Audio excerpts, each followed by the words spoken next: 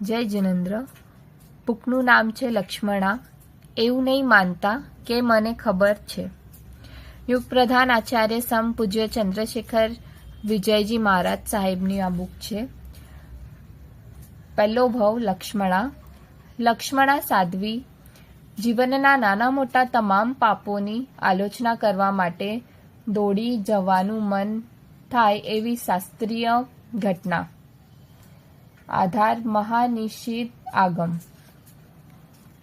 શ્રમણ ભગવાન મહાવીર દેવ કહે છે ગૌતમ સ્વામીને, હે ગૌતમ, જે આત્મા ગીતાર્થ નથી બન્યો, એટલે કે જેણે છેદ ગ્રંથોનો બોધ પ્રાપ્ત નથી કર્યો, અથવા તો એવા ગીતાર્થને જે સંપૂર્ણ સમર્પિત નથી બન્યો, એ ભાવશુદ્ધિને પામી શકતો નથી.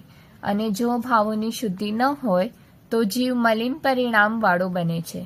હે ગૌતમ, એ લક્ષ્મણા સાધ્વીજી અગીતાર્થતા ભરેલી હતી એમનામાં, અને વળી ગીતાર્થને સંપૂર્ણ સમર્પિત પણ ન રહ્યા, તો પોતાના હૃદયના અતિ નાના નાના દોષના કારણે પણ દુઃખોની પરંપરા પામ્યા.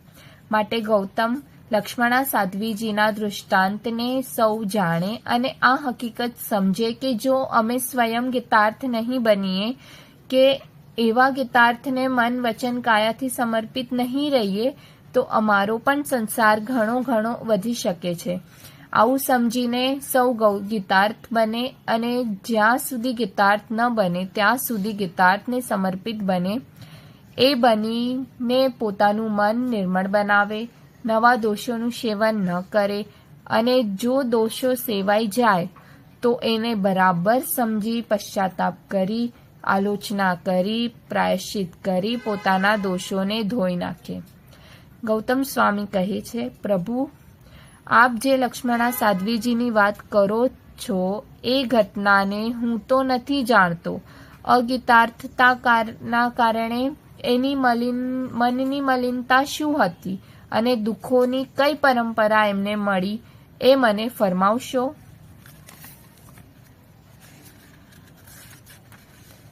લક્ષ્મણાનો પહેલો ભાવ. પ્રભુ કહે છે, 5 ભરત ક્ષેત્રમાં અને 5 ઐરાવત ક્ષેત્રમાં ઉત્સર્પિણી કાળમાં અને અવસર્પિણી કાળમાં 24 તીર્થંકરો થાય છે. અનાદિકાળની આ લોક વ્યવસ્થા છે અને અનંત કાળ સુધી રહેશે.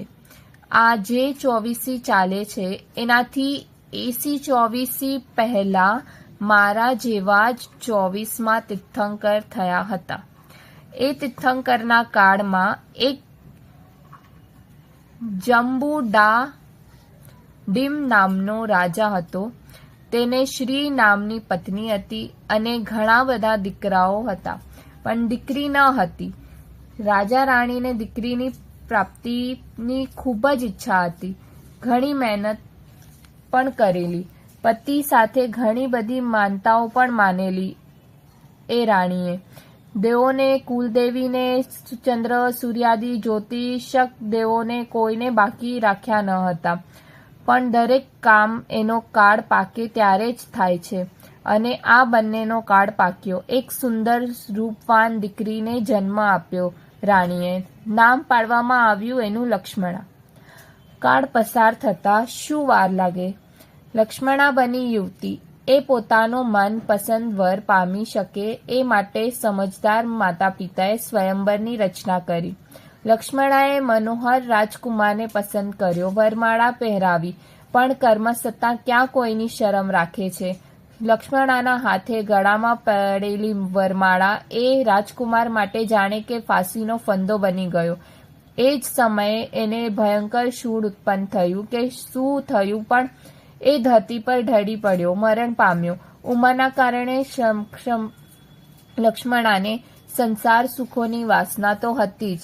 લગ્ન કરનાર યુવતીને કેવા સ્વપ્નો હોય ને, એ બધા જ સ્વપ્ન આણે પણ જોયા હતા. પતિ સાથે આમ કરીશ, તેમ કરીશ, ખાઈશ, પીશ, ફરીશ, સંસાર સુખ ભોગવીશ, આવા તો કેટલાય સપનાઓ એણે જોયા હતા. અને માત્ર 24 કલાકમાં તો એ તમામ સપનો પૂરા જ થવાના હતા. પણ પત્તાનો મહેલ અને માણસની આશાઓ તૂટતા ક્યાં વાર લાગે છે? આ પાપ કર્મોનો ઉદય નામની એક હવાની લહેરની જરૂર છે એ આશા મહેલને તોડવા માટે. સાવ અચાનક આમ ઢળી પડેલા પોતાના પ્રાણેશ્વર પતિને જોઈને, એના મોતને જોઈને લક્ષ્મણાનું હૃદય ધબકાર ચૂકી ગયું.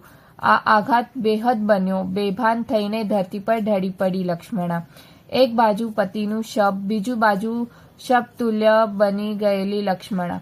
મરેલાની ચિંતા કરવાને બદલે જીવતો માણસ મરી ન જાય એની સંભાળ વધુ લેવી એ જ ડહાપણ છે. એ સીધી વાત સમજનારા સ્વજનોએ લક્ષ્મણા તરફ ધ્યાન આપ્યું, પાણી છાંટ્યું, પવન વીંજ્યો અને થોડી જ વારમાં લક્ષ્મણા ભાનમાં આવી. પણ ભાનમાં આવતા જ પતિના મોતનું ભાન પણ પ્રગટ થયું.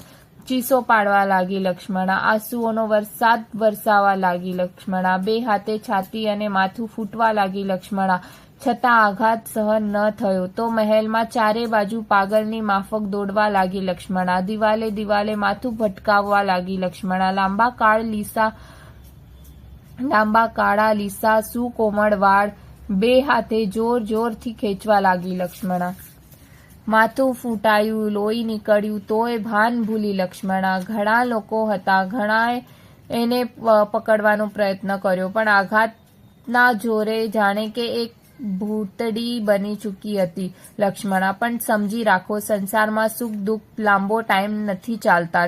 ટાઈમ જ સુખ દુઃખની સત્તા પલટી નાખે છે. Time the last doctor. મા બાપે, ભાઈઓએ, ભાભીઓએ ઘણું સમજાવી લક્ષ્મણાને. સૌથી વધુ તો સમજ આપી કાઢે સમય.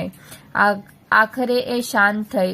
અંતરમાંથી આઘાત દૂર તો ન થયો, પણ એને પચાવવા મહેનત કરવા લાગી લક્ષ્મણા. લગ્નના દિવસે જ નહીં, લગ્નના સમયે જ વિધવા બને એ કેવું વિચિત્ર કર્મ! વળી ઘણા ભાઈઓ ઉપર એક બહેન રૂપે જન્મી હતી લક્ષ્મણા. એણે એટલા બધા લાડ કોડમાં ઉછેરી કે એણે દુઃખ શબ્દ કદાચ સાંભળ્યો પણ નહીં હોય, અને માટે જ ભયાનક દુઃખ એને માટે અતિ મહાભયાનક બની રહે છે. આ બાજુ તીર્થંકર પરમાત્મા વિહાર કરતા કરતા એ જ નગરીમાં પધાર્યા. નગરીની બહાર ઉદ્યાનમાં એમનું સમસરણ મંડાયું. રાજા, રાણી, દીકરાઓ, પુત્રવધુ અને પરણીને વિધવા બનેલી લક્ષ્મણા બધા જ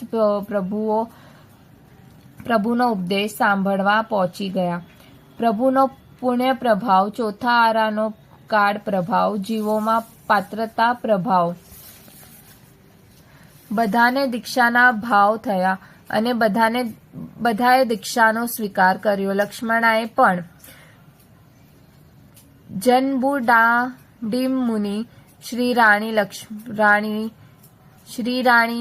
લક્ષ્મણા બધા જ સુંદર આરાધના કરવા લાગ્યા. ચારિત્ર પરિણામની મસ્તીમાં મહાલવા લાગ્યા. મમતા ભાવ મરી પરવાર્યો. ઉગ્ર કષ્ટદાયી દુઃખમય ઘોર તપ કરવા લાગ્યા. એક દિવસ જંબુડાડીમ મુનિને અને એમના પુત્ર મુનિઓને પ્રભુએ ગણિપદના જોગમાં પ્રવેશ કરાવ્યો. પાત્ર આત્માઓને ઉત્તમ પદવી આપવી જ જોઈએ ને.